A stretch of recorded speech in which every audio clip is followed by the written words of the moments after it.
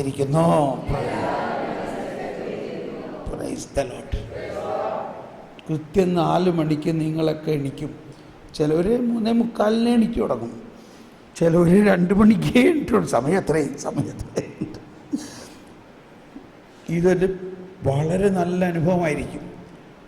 കുറച്ച് സമയം ഈ വചനങ്ങൾ ഓർക്കുക, പ്രാർത്ഥിക്കുക. ദൈവമേ, വെളിപാടിൻ്റെ വചനം എനിക്ക് വെളിവ് കിട്ടണം, എനിക്ക് ജ്ഞാനം കിട്ടണം.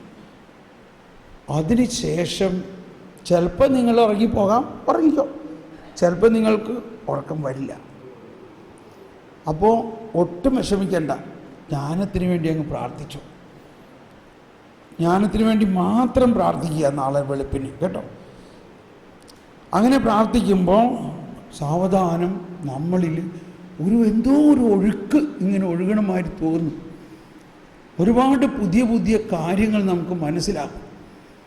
Okay, ready? അപ്പോൾ നമ്മൾ ഇന്നത്തെ ശുശ്രൂഷ ഇവിടെ അവസാനിപ്പിക്കാൻ പോവുകയാണ്. വർഗീസ്,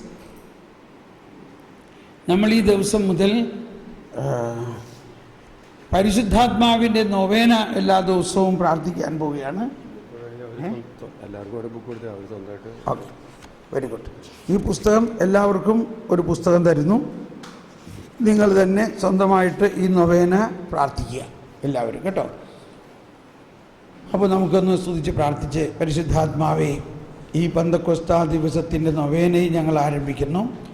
നാളെ സുപ്രഭാതത്തിൽ 4 മണിക്ക് അല്പസമയം എണീറ്റ് പ്രാർത്ഥിക്കും. അങ്ങനെ നമ്മുടെ ജീവിതത്തിൽ 8 ദിവസവും ഈ 4 മണിക്ക് അലാറം പരിശുദ്ധാത്മാവ് വെച്ച് പ്രാർത്ഥിക്കുമ്പോൾ തന്നെ ഞങ്ങളുടെ ജീവിതത്തിൽ ഒരു പുതിയ കാഴ്ചപ്പാടുണ്ടാകാൻ പോവുകയാണ്. പരിശുദ്ധ അമ്മേ, ഞങ്ങൾക്ക് വേണ്ടി പ്രാർത്ഥിക്കണമേ. നമുക്കെല്ലാവർക്കും നന്മ നിറഞ്ഞ മറിയമേ സ്വസ്തി, കർത്താവ് അങ്ങയോട് കൂടെ സ്ത്രീകളിൽ അങ്ങ് അനുഗ്രഹിക്കപ്പെട്ടവളാകുന്നു. അങ്ങയുടെ ഉദരത്തിൻ ഫലമായി ഈശോ. പരിശുദ്ധ മറിയമേ, ഇപ്പോഴും ഞങ്ങളുടെ മരണസമയത്തും തമ്പുരാന്റെ വീഴ്ച. പിതാവിനും പുത്രനും പരിശുദ്ധാത്മാവിനും നാമത്തിൽ ആമേൻ. So God bless you. Good night.